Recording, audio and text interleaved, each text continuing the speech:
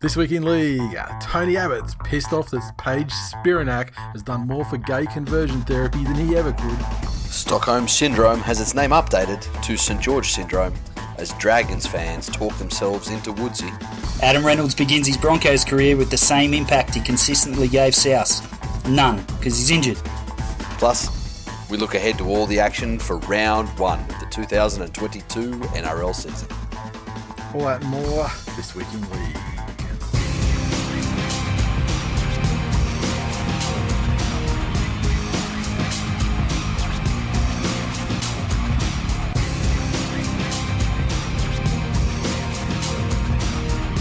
Welcome to episode number 444 of This Week in League. I'm Nate. I'm Jay.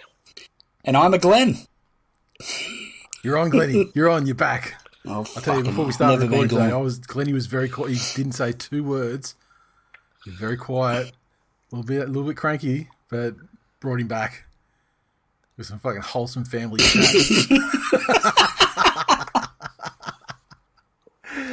All it took was the riddle of how rigor mortis set in before death. And it didn't make it into one of our lines, but they were always upset on that stage. It's still 30 weeks. Boys, we are. It's come to that time where the footy is about to start again. Finally, after we have quite a long off season. These players, they'll have their Mad Monday and they'll duck off. But with our member-sides, straight through, baby. Just working. There is no off season.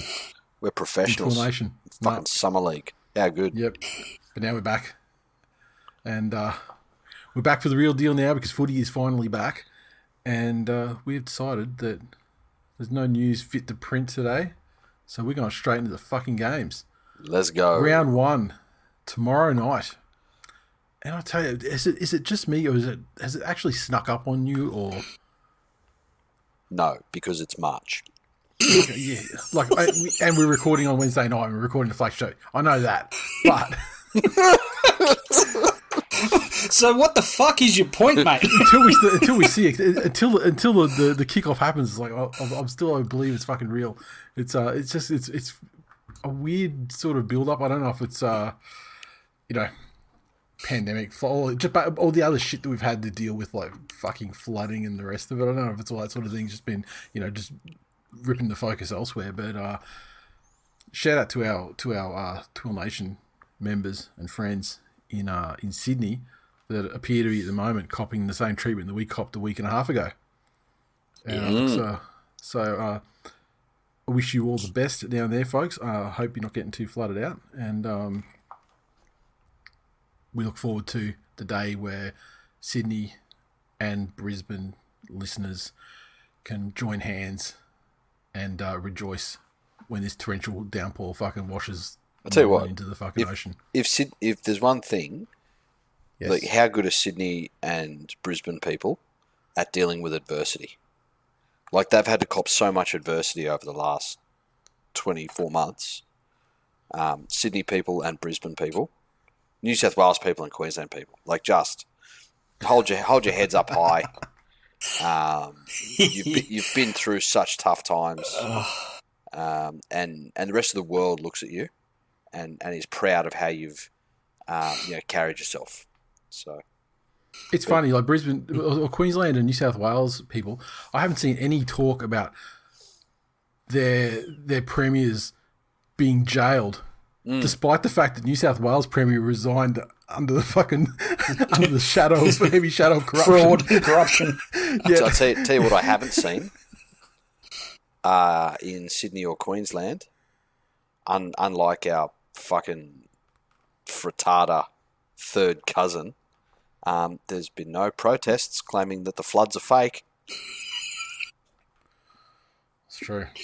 Although tested the water, it's definitely wet. Yeah, but I mean, as mentally challenged as some and factually challenged as some of those protesters could be, they'd have a lot of fucking. There'd be a lot of gymnastics involved to somehow. Oh yeah, see, that video. The fact that Rock Lee's underwater. The video they said was Rock Lee. That's actually Botswana in 1985. So fake news. Yeah. Right. Now, games, boys. Mm. Starting up tomorrow night, Thursday night, the two best teams in the competition. Why not start with the fucking cream of the crop? The Penny Panthers taking on the mighty Manly Seagulls out there at Bluebet Stadium. Now, what do you make of this game, Glennie? Fucking cracker to kick off. And I note that some of the more traditional matchups of, for round one are no longer. Yeah, I mean, now the NRL is just like, hey, we're a business. Let's fucking go with what fucking earns. Yeah. Rather than trying to force the fucking 15th, 16th place Brisbane Broncos down people's necks. Now, I mean, this game does it has had a slight sheen taken off it with a couple with players like Nathan Cleary and Josh Schuster and a couple of other guys that we would all hope to start the season off. You didn't. What's the matter, massive outs such as Nathan Cleary. Definitely agree with you. Josh Schuster. Are you putting them on the same level? He's practically the rookie of the year. He's basically Nathan Cleary in 2025. Jay, how are you sitting there with nothing to say with this fucking... How am I jumping to the defence of... How am I more offended than you? Because I am all on my 2022 vibe. Oh, fuck.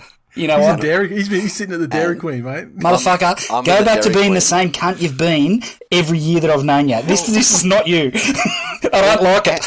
I'm loving this 2022 vibe. I'm loving it. How am I going to point out that I'm actually enjoying every time that Nate says that cunt's name?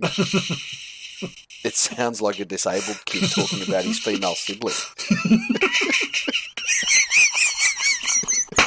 Oh, we're away. We are away. There goes the star.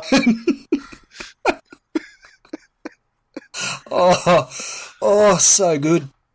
I don't know that Penrith can get the job done without Cleary.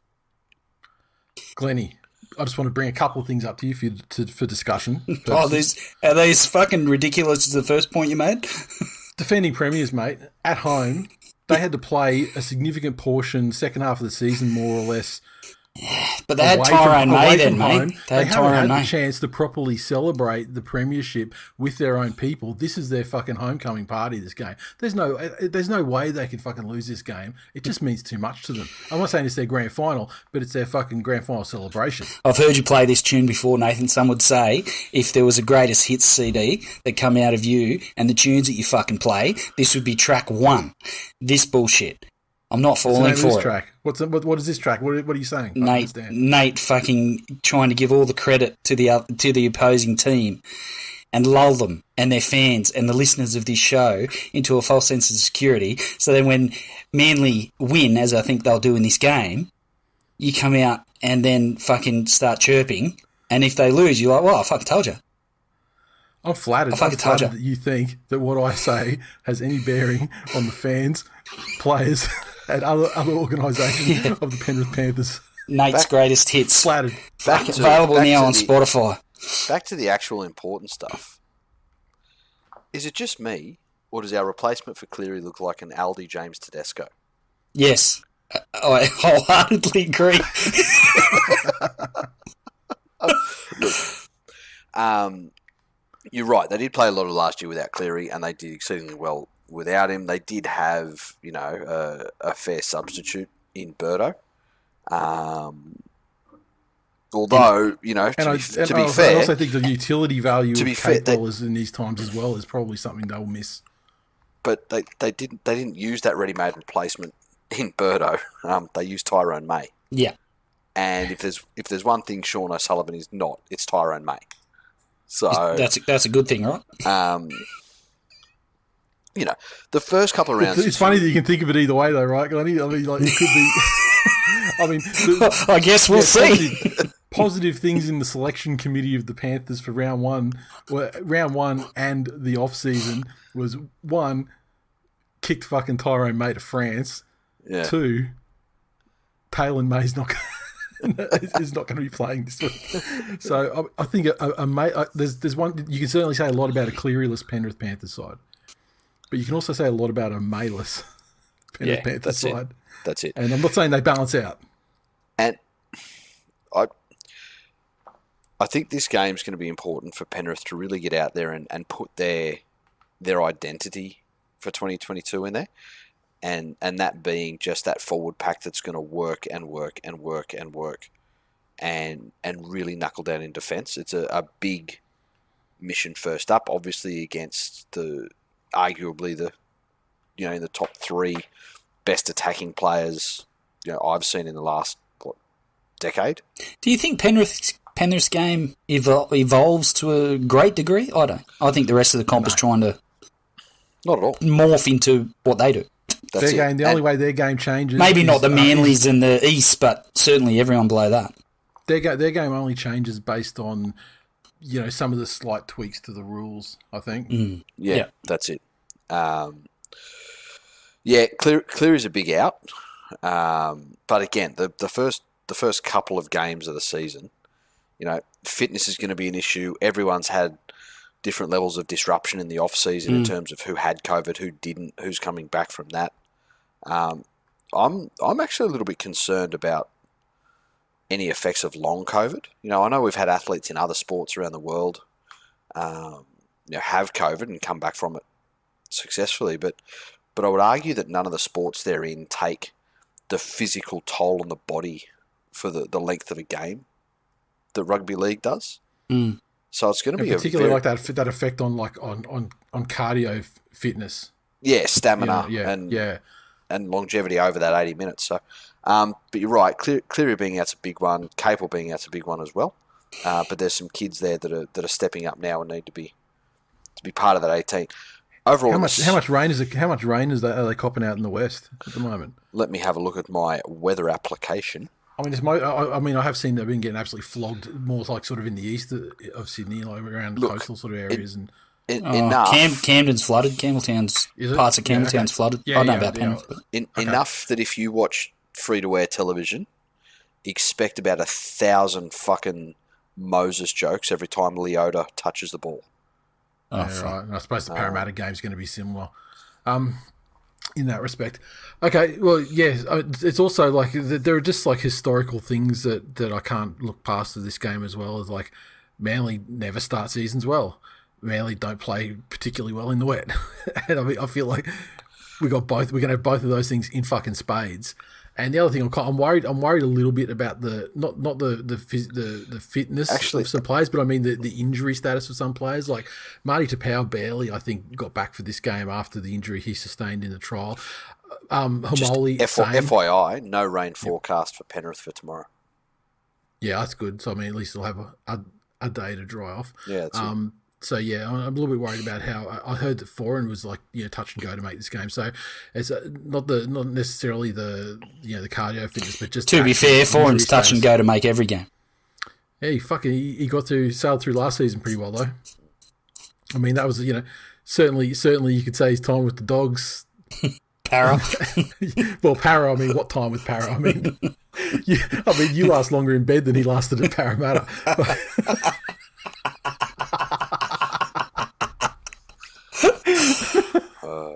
Fantastic. I have a better time in bed than he had at Para, though. Oh, 100%. All right. Who you got, Glennie? You say Manly, are you? Yeah, I say Manly. Oh, and I'd say stepdad is supremely confident in the kids getting Panthers home. 13 plus. Book it in. And I say Manly by 30. And that's what my tip is. So I've basically fucked myself out of the margin portion of the tipping competition in round one. The Canberra Raiders are taking on the Sharkies, the pub slot game on Friday down in Canberra. This game, both sides had their moments in the trials, and I've given more credit to the Sharks than I've ever given in the history of being on this show for the way that they dumped the dead wood at the conclusion of last season. I'm still amazed. It is the single most impressive dumping of dead wood I think I've ever seen in an off season, and I guess it's time to see how the. But not only that, they've replaced it well. Mm. Like the addition of guys like Finucane I think Finucane is going to be so huge for these, like your Tony Rudolphs and like guys like that who are clearly talented players, but they just go through these periods of drifting in and out of games. They get lazy. They're not probably as fit as they should be. Across a season, I think that Finucane's influence on those guys is going to tell, in a positive way. Yep. I think there's a few different few new combinations for both sides, especially Cronulla. But I think Canberra at home this early in the season. I think Cronulla will take a bit of time to warm in to the style of play that they'll fall into under Fitzgibbon. A bit more consistency in that regard for Canberra. They're at home. I think Canberra will win. Yeah, I found this one when I was tipping this one. I found it really difficult to come, because obviously Canberra have some great forwards, but that also plays into the strength that the Sharks have in their side as well. And I wonder if they sort of nullify each other a little bit, and that Whiten will, by and large, have to do it himself, I think, as far as the focus of a lot of Canberra's attack. Whereas the Sharks, I mean, Nico Hines, sure he may not gel with Matt Moylan in the halves round one, and I don't think they spent any time at all playing together in the trials, did they? Did Moylan play in the trials? No, it was mostly, I think it was Trindle, wasn't it? Yeah. So while, I don't expect them to have a combination, Nico Hines it already seems like he's building up an understanding with Will Kennedy, and not only that, he can just do brilliant things by himself anyway. So yeah, I don't know. I mean, I'm kind of favouring the Sharks, but it'll be so out of character for me. But yeah, I don't know who I actually tipped. I should actually see who I did put my and I went the Sharks. So there you go. It's locked in for me. Stepdad. There you go. Yeah, look, I don't have any faith in Canberra's mind. I need to see some very different late game behaviour or close situation behaviour from the Raiders before I give them absolutely any chance of doing anything positive this season, because they were a clusterfuck last year, and it's already started. All the reports, like the Tarpany stuff's come up again. Now you got the Ryan Sutton stuff. Someone else's girlfriend's is. Yeah. That sort of stuff, for that to be the culture of that club. It's not necessarily even the culture of the club, but it's the type of coach and the type of person that Ricky Stewart is. Like, Sutton announces that he's going elsewhere next year, and so despite being a better player than a couple of the guys in the side ahead of him, Ricky just spitefully drops him 100% for round one. And sure, it's not really the Wags' place to get on Instagram and start fucking gobbing off about it either. Look, but at least Russell Westbrook's a previous MVP winner,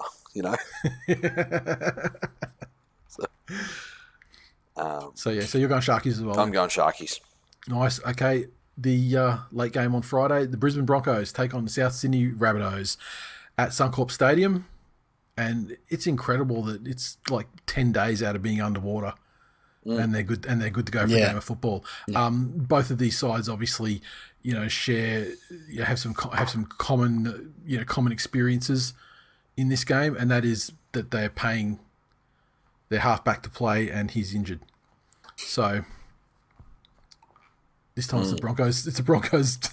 it's the Broncos cross the bear, and so they'll be going in with Billy Walters and Albert Kelly in the halves. I've got to say, Reynolds is obviously a big out for the Broncos, but Billy Walters is potentially going to have a far more detrimental impact on the Brisbane Broncos by way of his inclusion in the side.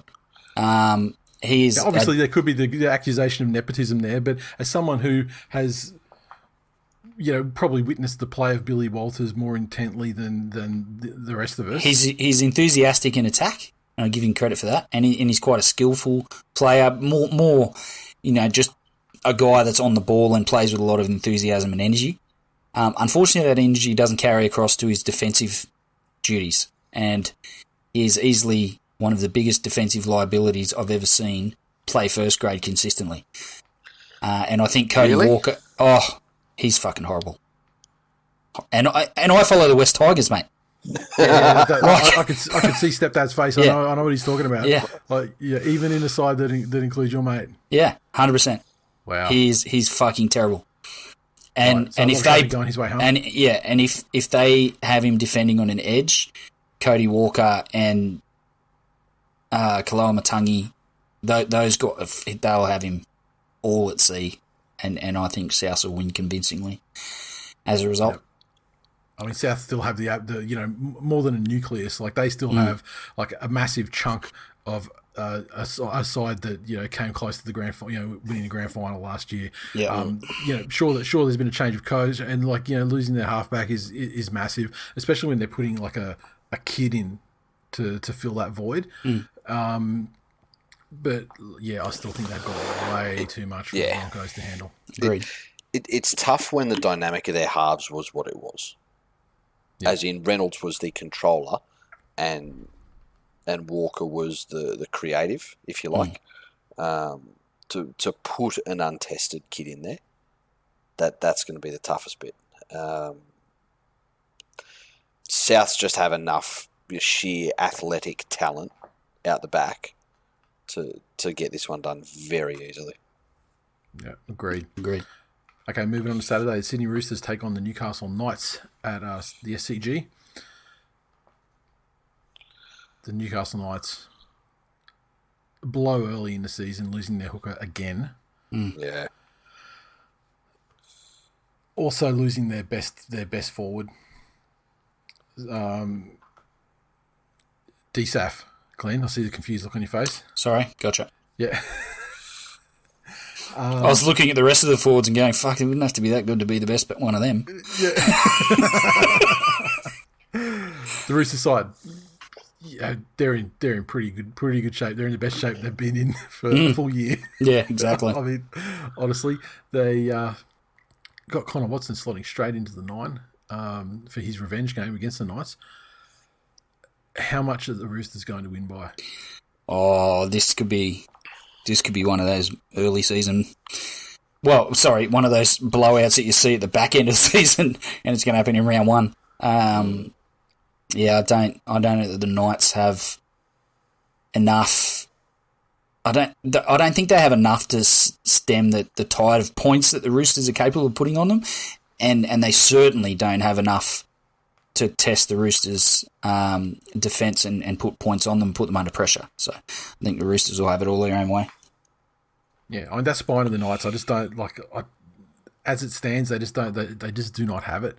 And I like Jake Clifford as a player. I mean, he was great leading up to his departure from the Cowboys, and he had some good moments as well for the Knights after he started with those guys. But it's just he's not that guy though, right? He's not that guy that's going to take on the Roosters and single-handedly turn the game. certainly not in round 1 in a new combination as well. I'm not saying the combination is not going to build itself as the season goes on, but round 1, I don't have much hope for him. Not at all. Righto, Warriors versus the Dragons. This one up at Sunshine Coast Stadium. And the Warriors side, a new look, old look Warriors side with Sean Johnson there in the 7. Partnering Cody Nikorima. The Dragons, very new look, because as the Sharks got rid of the dead wood, the St. George Illawarra Dragons certainly scooped a bunch of it up. So...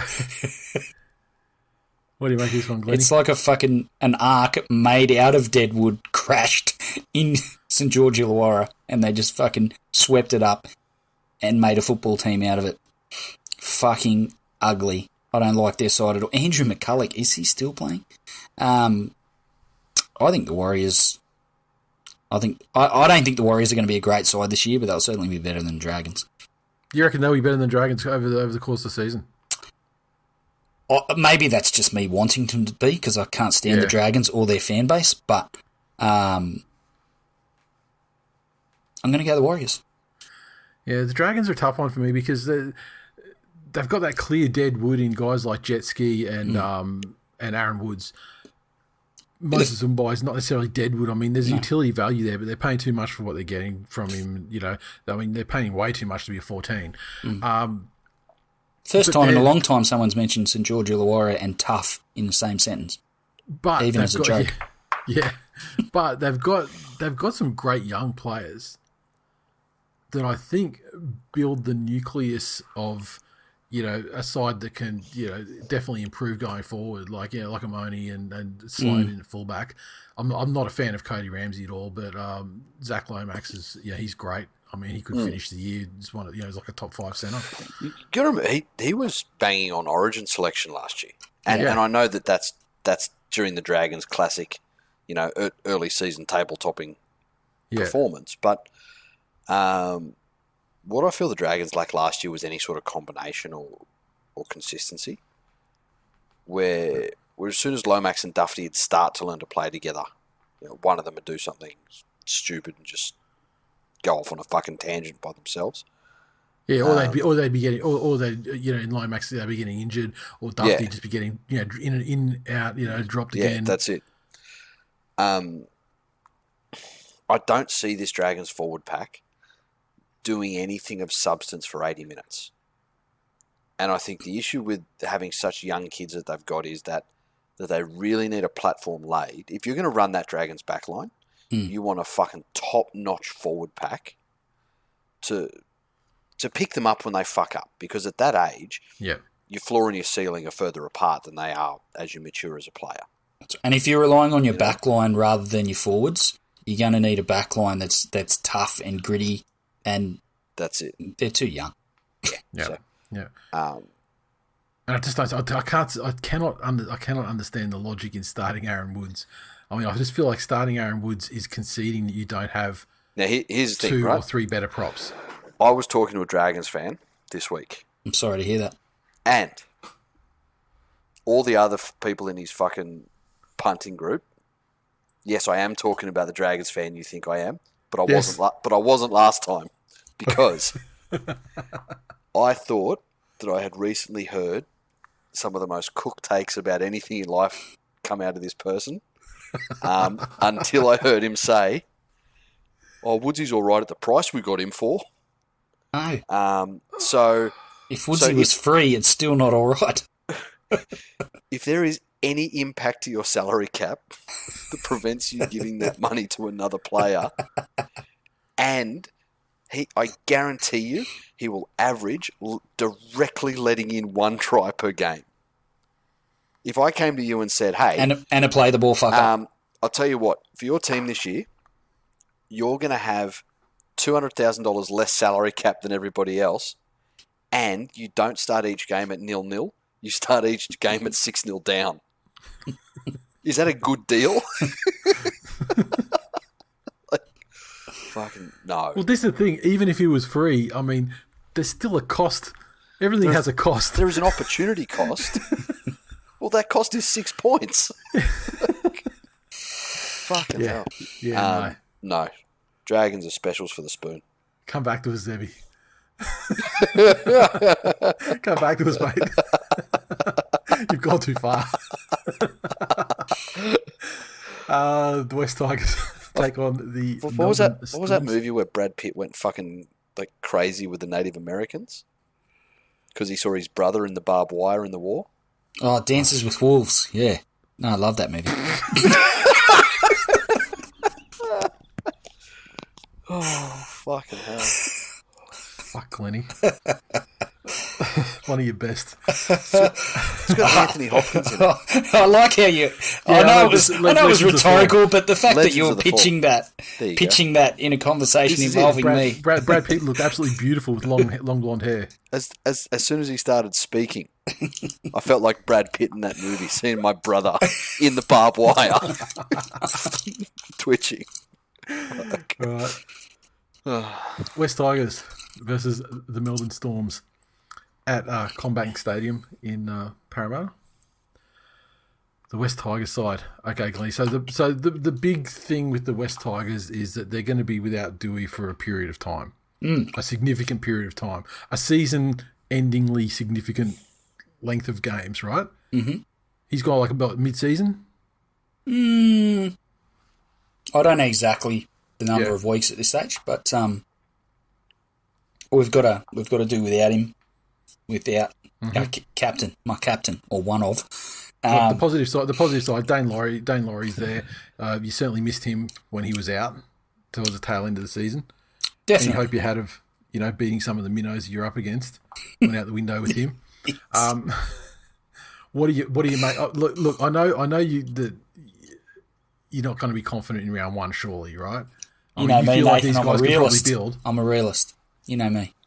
I've never been one in all the years that I've been on the show. I've never been one and talk the Tigers up in round one. Yeah, right. It's not my thing. Who's getting a hat trick, Lenny? Is it Gildart? Is he the hat Could be trick player Gildart. this year, MI6. or is it Kenny Marmello? MI6, the Secret Service from England. He's going to surprise everyone. He's a little silent assassin. Is he? No, probably not. What good would a noisy assassin be? I'm here to kill you. My sister. I'm gonna kill you and your sister. That's going to stick with me for far longer than it should. Hello, it's the loud family assassin. Is he from Melbourne?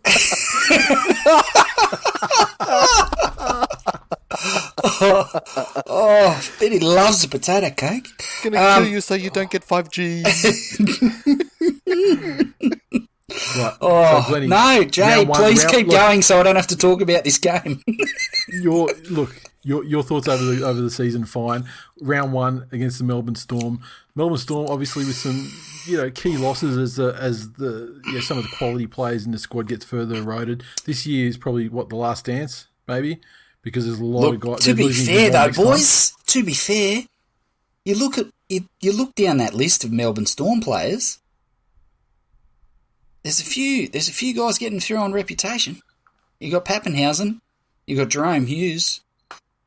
I don't know. There's a lot of attack.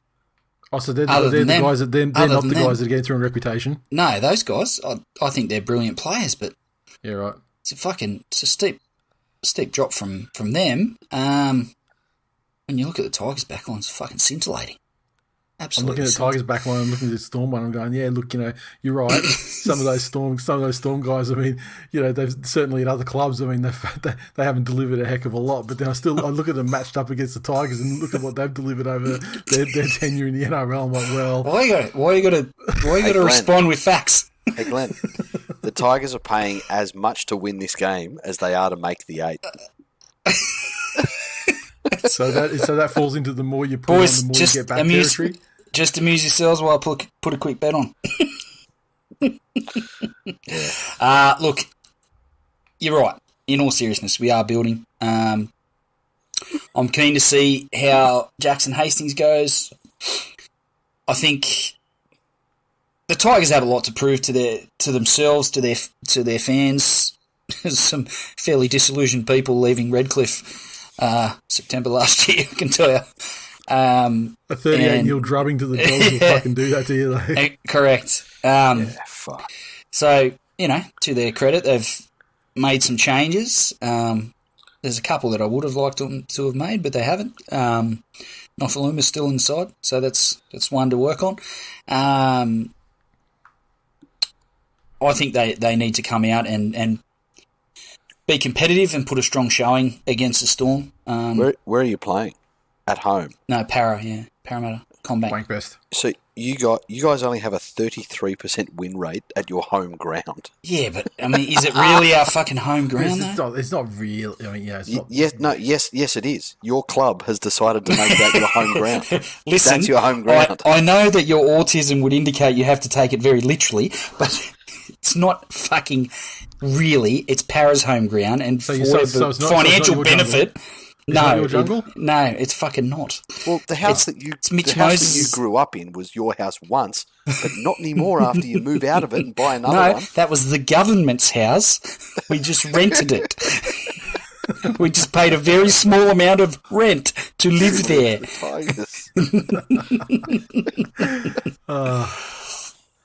Right, so we're all strong showing from the Tigers is what I'm looking for. All agreed the Storm's going to win easily, right? This is about the worst case situation for the Tigers in round one. And it's how unfair, not all teams start the season equally. You look at look at Penrith, for example. They can come out and they could get done by Manly. And it's, we we finished off the fucking premiers last year. No Cleary, first game of the round. Doesn't matter. Brush it off. Brush it off. The Tigers could lose by 2 points and play the best game of their lives against a top tier side. Lose by 2 points, and it's up. Here we go again. Here we go again. You're right. So this is about the worst possible situation for the Tigers to be. I've slipped a lazy fiver on Tigers 13 plus just quietly. So yeah, bet with remember mates. a couple of years ago there was the Tigers had this they had a terrible draw the first month. They played the Storm and East and they actually came out of that period with what they were 4-0 or they'd won 3-2 or something. 3-2 or something. They'd scraped these games, but they'd beaten these guys by 2 or whatever. Dare to dream, Glennie. I remember that time fondly.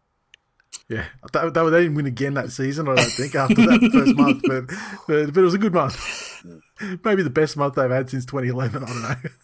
Sports bet with mates, Tigers 13 plus. Yeah, I'm going to decline to be your mate on this one. This is a real Charlie Staines fucking try scorer. Not the first time you've ever said that, mate. The Eels taking on the Gold Coast Titans on Sunday afternoon. Same venue. And the Eels, good pre-season, very good hit out against the Panthers in their last trial game. Got their fans buzzing. This year is the year we're seeing in the papers. They never say that. This year, yeah, they never say that. I mean, so you know that they must really mean it this time. So the Titans, I can't even remember what the fuck the Titans did in the trials, but as we mentioned in our preseason episode last week, they are rolling with an extremely green spine this season. Yeah. How long is it going to take Brimson and Sexton to get it together? Aaron Clark I've never particularly rated. I mean, I felt like they were using Mitch Rain more, weren't they, than Clark anyway. And Jane Campbell, look, I love how he plays. I love he's got that enthusiasm of a kid. Brilliant attacking player. But I don't know if he's put the size on that I was hoping he would have put on in the off-season. He's put some on, but it's going to take time. But against a very settled lineup in the Eels, these guys have campaigned together almost unchanged over a number of seasons now. And I just don't know if it's going to happen for the old Titans. Yeah, I can't see the Titans winning this game, as much as it pains me to admit it. In order for them to win, Fafita has to have one of those games. But even off the back of that, I think Parra should still be too good. Yeah, they need Fafita to have one of those games, but at the same time, they also need Moses to have one of those games. And Brown to have one of those games. And Gutho to have one of those. Like, when I say one of those games, I mean like the game up at the Sunshine Coast against Manly. Yeah. Where like they need to have one of those games, I think, to even give the Titans a chance. Like the Titans are definitely like they're building a side for the future. But I just wonder if the spine players can get up to speed and realise their potential and coincide it with these, glorious years of David Fafita's career and Tino's career. I mean, because it's all, to win a comp, a lot of shit has to come together at the same time. And I feel like their spine, it's just starting from too far back. Yeah, intend to agree. But yeah, round one, very confident the Eels will do the job. Yep. Finally, wow. There's that old adage that, save the best to last. It does not apply. It doesn't apply in the NRL round 1 2022 when the North Queensland Cowboys take on the Bulldogs up there at the abattoir in Townsville. And holy shit.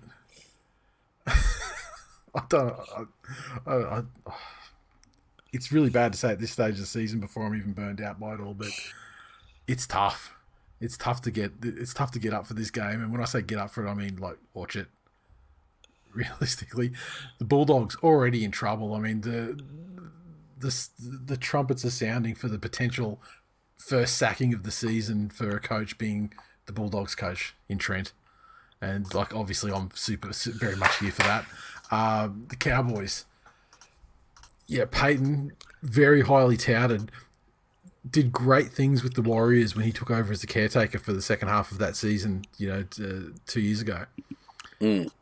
Has not happened for him with the Cowboys. And not only hasn't it happened for him, he's had some things as well where, for whatever reason, things haven't gelled with Taumalolo. He doesn't know how to use him properly. He refused to use him the way that Paul Green was using him that fucking worked.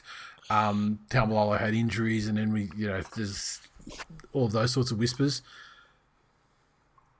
They've brought in very publicly new halves combinations, or new halves players, and despite what we saw in the trials, Drinkwater is not there, and then they're going to kick off the season with Tom Dearden and Chad Townsend. Yeah. In the halves. Look, do you know who the Bulldogs are? Tell me. Give me the metaphor. They put on this big fucking show about all their might and all their new acquisition and how big and fucking scary they are. Mm-hmm. They're the fucking Russian army.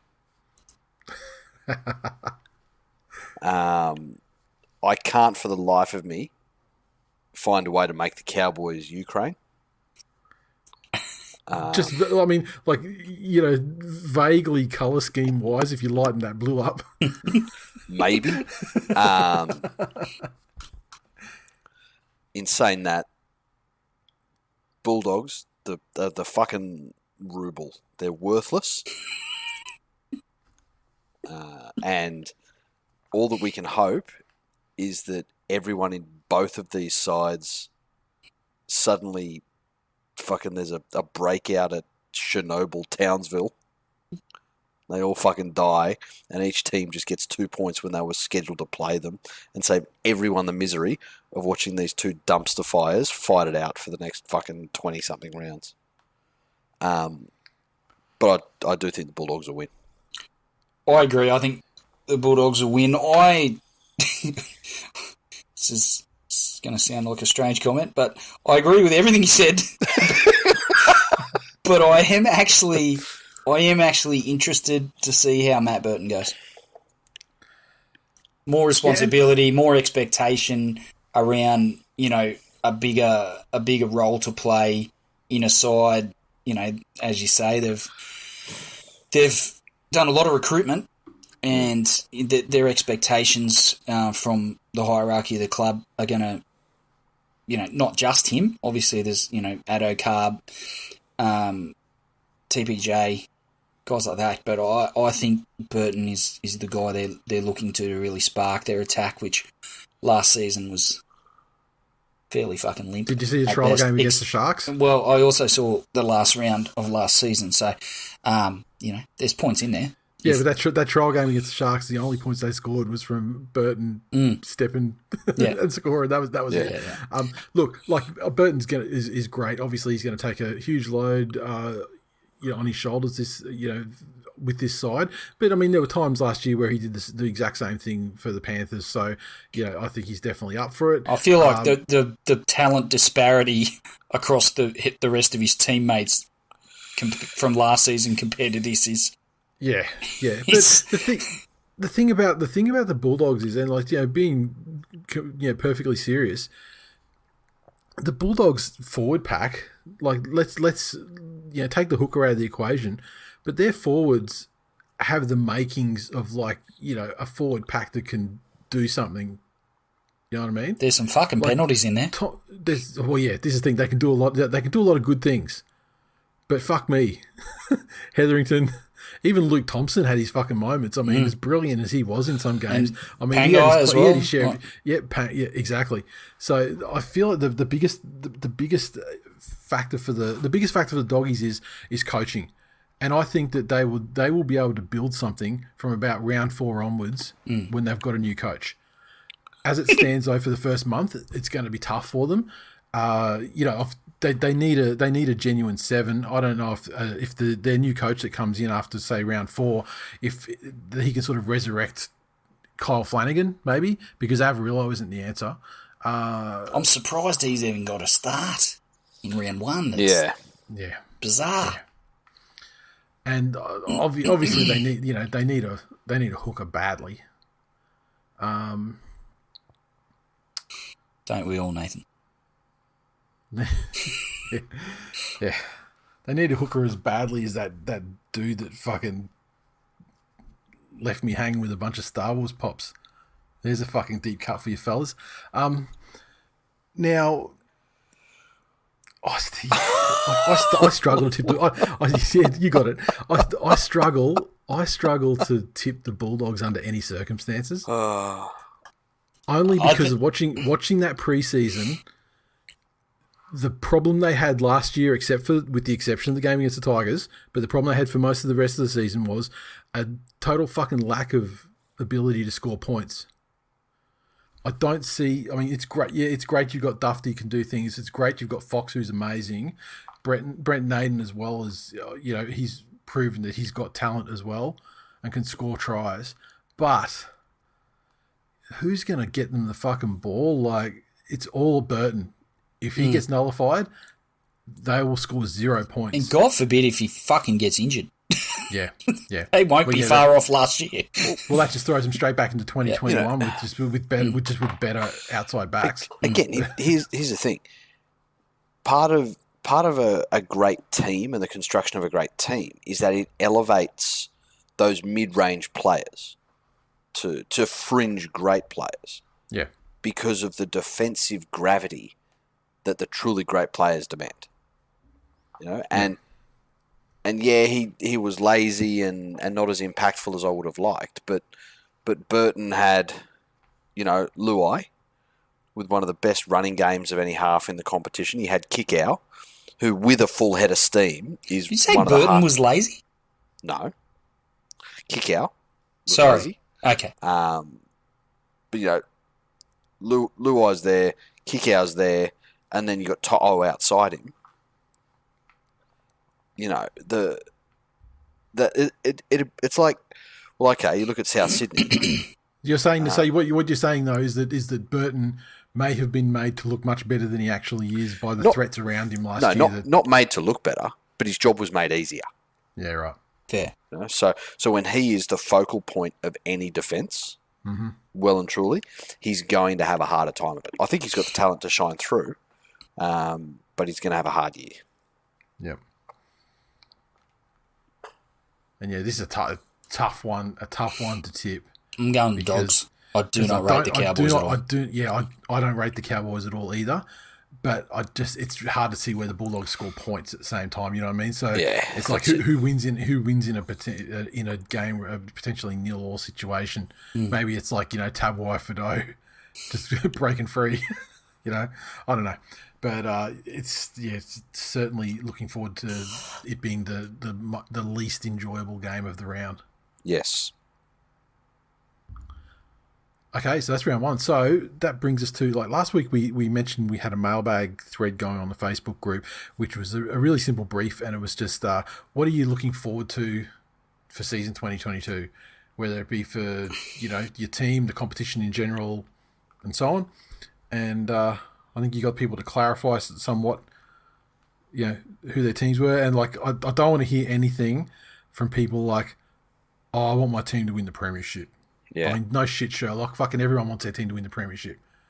I mean, that's like, I take that as given. Let me go back.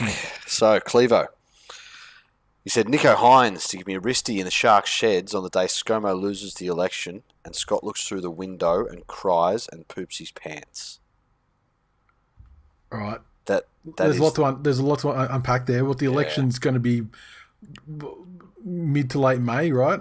Yes. So I guess we got to figure out who the Sharks are playing on that day. That's it.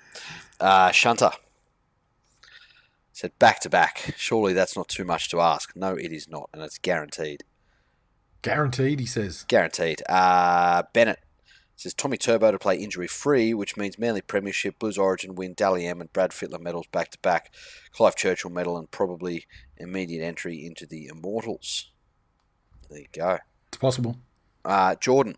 said, I just want to see improvement. Cowboys are not making the 8. I anticipate this. At least just give me a reason to hope. No, they will not. I don't think, I have grave concerns about the season the Cowboys are about to embark on. Yeah, that's for reals. Simon said, home games for the Warriors. Fuck, wouldn't that be nice? Yeah. Warriors fans, again, I said it last week, overtaken Spoon era Knights fans as my tip the hat to you, the most fans. I should be getting out to a fair few Warriors home games. If they keep more of them to Redcliffe than Sunny Coast, then I'll probably try and head down to most of their Redcliffe games just because, fuck it. Yeah. Footy 10 minutes down the road, can't beat it. I'll tell you what, I'll help you out. I'll get a shirt and throw up on it, and it'll probably look like a jersey that they've worn at some stage. So you'll and then just get a like a Posca pen and draw like a ticky on it, and then throw up on it, and that'll look some kind of memorial, like some jersey they've like one of the 6,000 jerseys they released. That's it. I think that one looks like the Flano shirt. Jai said he hopes that the Knights part ways with Ponga. Look, there's a lot of it in our Facebook group, but are the Knights fan base as a whole starting to come off Ponga? I wonder. Subset, I reckon. I don't think it's as a whole. He's very protected and beloved by his fan base. Okay. Troy, by and large, said, I just want to meet Glenn so I can shake his hand. That's wholesome. That is so wholesome. That is so in line with your 2022 vibes too. Anthony, the noffer of comments, wants the Dolphins to beat the Broncos on the ladder.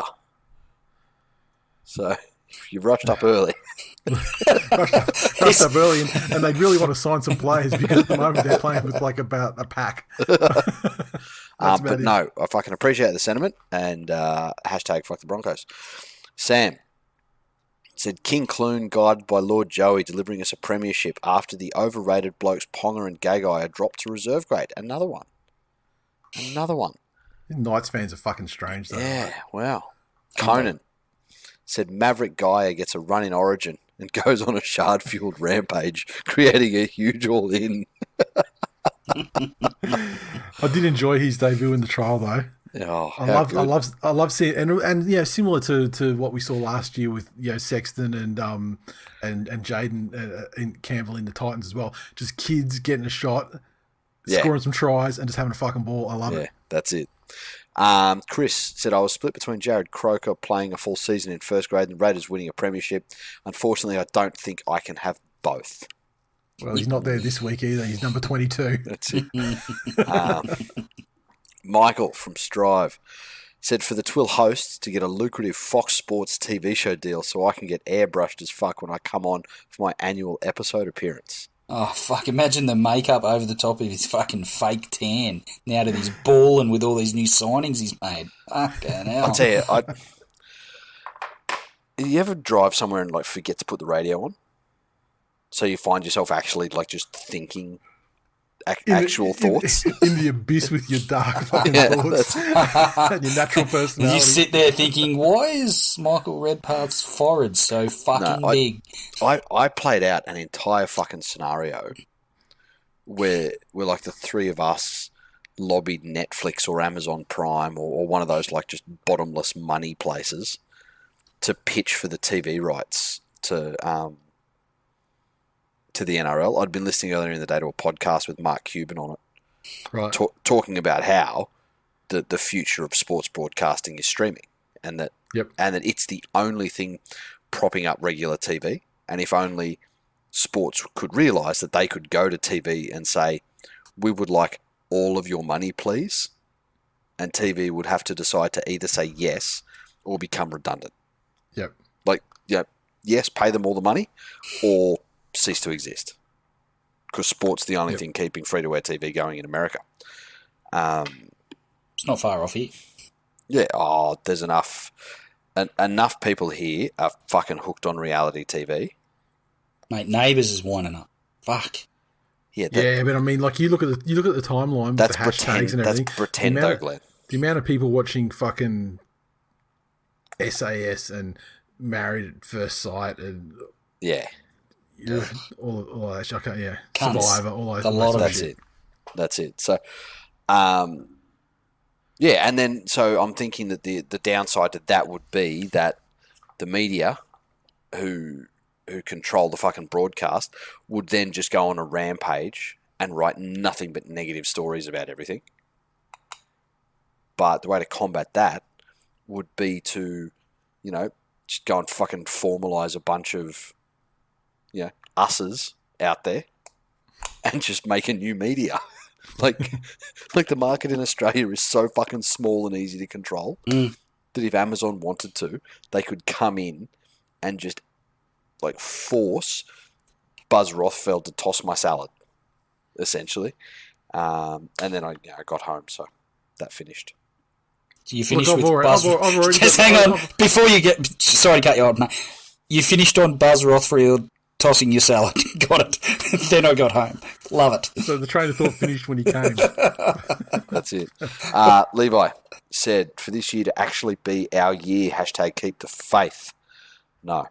The other guy said just one of my Broncos 13 plus bets to come off and Reynolds to stay out of hospital. Didn't he get one? I mean, because they were all ridiculous and didn't he get one last year? I think one did. Yeah. Graham said Mitch Moses and Parra to fail again. Your wishes granted. Shane. No half-assed knee-jerk crackdowns that ruin a few rounds. Yeah, I'm with it.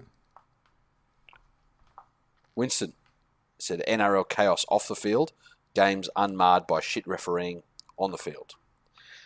Mick said my team did not leave it to the last round to win more than 2 games. Yeah, that's... Whew. Stuart said the standard Tigers goal is finals. I think that's a silly thing to want to achieve. I'd like to see them aim higher and maybe they'll get in. It's not where you aim that determines if you make the finals. It's the quality of rugby league that you play during the season. So the NRL Premiership is not a game of darts. If you're hitting the wrong one, you don't just need to aim higher. Oh, I fucking knew you were going to read that one. You don't need to adjust your aim. Okay, it's the result on the field. That's what matters. You interject if there's any that you see there, Glennie, that you want to address. No, feel free. I'm enjoying Jay just running with it. Matthew said the impossible dream that no ladies are bashed or raped by an NRL player. Yes, wouldn't that be fucking lovely? Impossible dream. Yeah. And Thomas said the Bunnies to perform strongly. Don't expect a win, but the top 4 would be nice. Less ladder focused. I'd like to see our young guys get rewarded with game time instead of then running our very old players into the ground in the fear of the young guys messing up. But really, the Bunnies will suffer the post-Wayne blues, as so many other clubs do, when that overblown coach finishes ruining their roster. Make the 8 just and out in the first round of the finals. Fucking hell.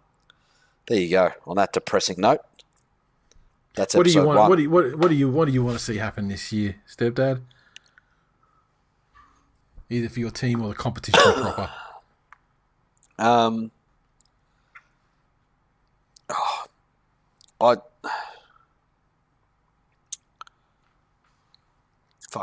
For the competition proper, I would like to see the game keep evolving. There's been lots of talks of crackdowns or rule changes or this. I think if you look at those in isolation, yeah, each and every one of them seems a little bit silly and definitely fucking annoying. But if you look at the evolution of the game as a whole over the last 2 years, I think all of these little tweaks and changes have done such a good job of moving it away from that bastardized fucking wrestle thing that Melbourne started to turn it into, and then every club followed suit with, and more towards a game that rewards athletic skill and fitness and the occasional piece of individual brilliance. Like Tommy T doesn't have the season that he had last year, 2 years ago. He just would have been fucking wrestled into submission and wouldn't have had the chance to perform like he did. So, well, he also wasn't on the field because he's fucking injured. Yeah, I mean, yeah. I mean, there's players I'm not going to name names because it's not my go. It's not my fucking go. But there's players that they've been injured a lot more than Tommy Turbo over the last year and a half. Mate, leave Adam Reynolds out of this. Fuck's sake. So that the evolution of the game as a whole further towards something that rewards athletic sporting performance rather than exploiting rules to control the meta. How about you, Glennie? Can be for the competition or for your team.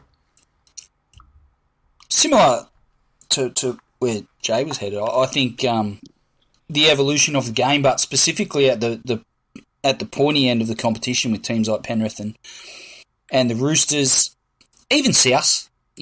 South have got some big challenges to stay at the level they were at, given Bennett's gone and Reynolds, etc. So, I think it's a challenge for Ivan Cleary, given how good Penrith's been over the last couple of years. Now that they've won the comp, the target on their back is that much bigger, and teams, when we talk about how the game's evolved, and Jay just mentioned, Melbourne turned it into a fucking George St. Pierre type fucking ground and pound sort of situation. Bad thing though. And now you've got a team like Penrith. It's that off the back of their defensive ability, they play some scintillating attack. The teams, the really good teams will play to their strengths and try and nullify what teams like Penrith do. The middle of the packers will try and evolve to say, well, and the teams that aren't as well coached will say, well, fuck, that's what we need to do. The NRL, in large part, is very reactive to what people deem to be working, and I think clearly what Penrith are doing is working. I don't know that there's a talent pool big enough for too many teams to be as good as Penrith are, but the Roosters are coming back as well, and how do they evolve their game to stay ahead of the pack? So it's those little nuances which I enjoy watching play out over the course of a season. And for the Tigers, put some fucking pride back in the club is what I'm looking for. Last season was horribly fucking disappointing and culminated in probably one of the darkest days of the club, which is saying something because there's been some fucking shit times over a long time. So, there's been a lot of talk, as there always is with the Tigers, unfortunately. I wish they'd shut the fuck up and put their heads down there and and get the work done before they start talking about who's being unleashed and who's training their house down. But they've made some good moves, and let's see if it turns around to an improvement on the field. Nice. What about you? Look, I'm a simple man, simple yes, pleasures. you are. I just want to see all the players go out there and have some fun and nobody get hurt. That's what I really want. And Trent Barrett to be sacked by round 4. Manly play him in round 3. I'm on board with that. So if Manly can be the coach killers and kill Barrett, I'd fucking love it. Fucking killing the cunts.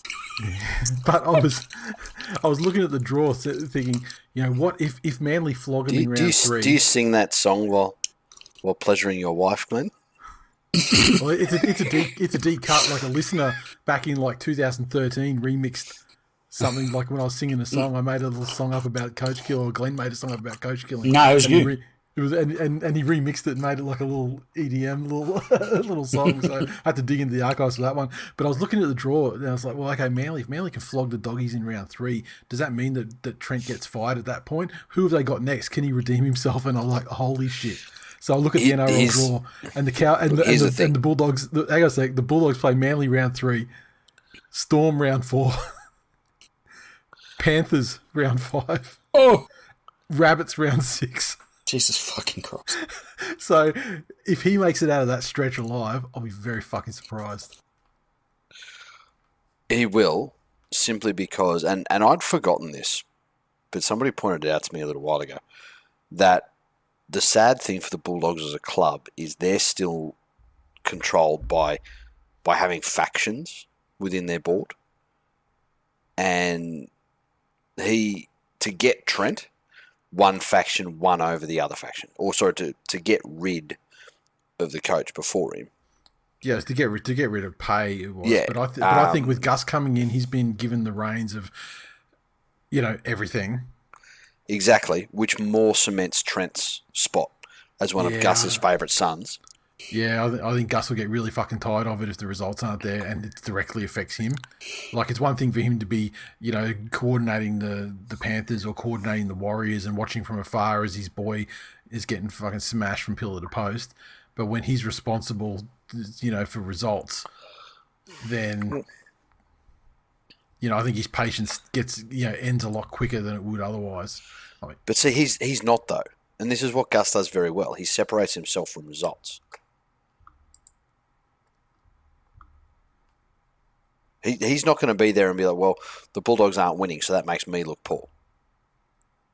No, but I mean, his job is to build to build the club, in the direction of success, and I think that he'll very quickly, if it becomes clear to him that it's not going to happen with Trent there, then he'll want to move on and get someone in there that does represent potential success sooner rather than later before he fritters away. Because this year, more than any other for the Bulldogs, they've invested a lot of fucking money into some name players and things like that, and people will expect the results to come. This is not like first step in a rebuilding situation for the Bulldogs. They've spent massive coin to get guys like Fox and 100%. Yeah, I also don't think that. I don't think Gus is pitching it as it's a finished product either. No, especially with Marnie coming and. Yeah, they got to start moving. Yeah, they got to start moving in the right way though, real quick. Absolutely, I agree. They can finish with a spoon this year, and Trent is safe as houses. Oof. Yeah, I don't know if they can take another spoon. That is a big call. Yeah, I don't think. I mean, he might not go in round 4, but if they're getting the spoon again, I don't know if you'll see the season. Yeah. Anyway, that is it. That's full-time for episode 444. Thanks for listening, everyone. As always, head to thisweekinleague.com/links, and you get links to all our social media communities, Patreon, and more.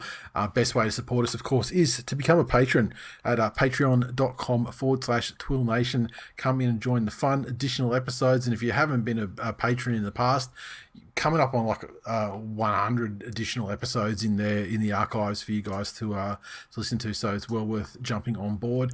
I've got a bunch of new patrons just over the last week or so, and so I just want to give out a special shout out to Stephen, Adam, Joe, Sean, Mitch, Ben, and Joshua. Thanks so much for joining, and it's really through the support of our patrons that we can do what we do. So we thank you very much. Now, any closing words, fellas, before we shut this one down?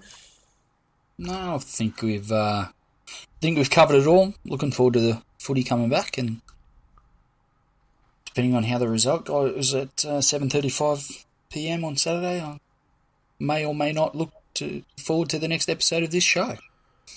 Yeah, it's always the most fun part of the week when you get really your win. You get your win and you're like, oh well, great. I don't have to fucking cop it up the arse on Sunday night.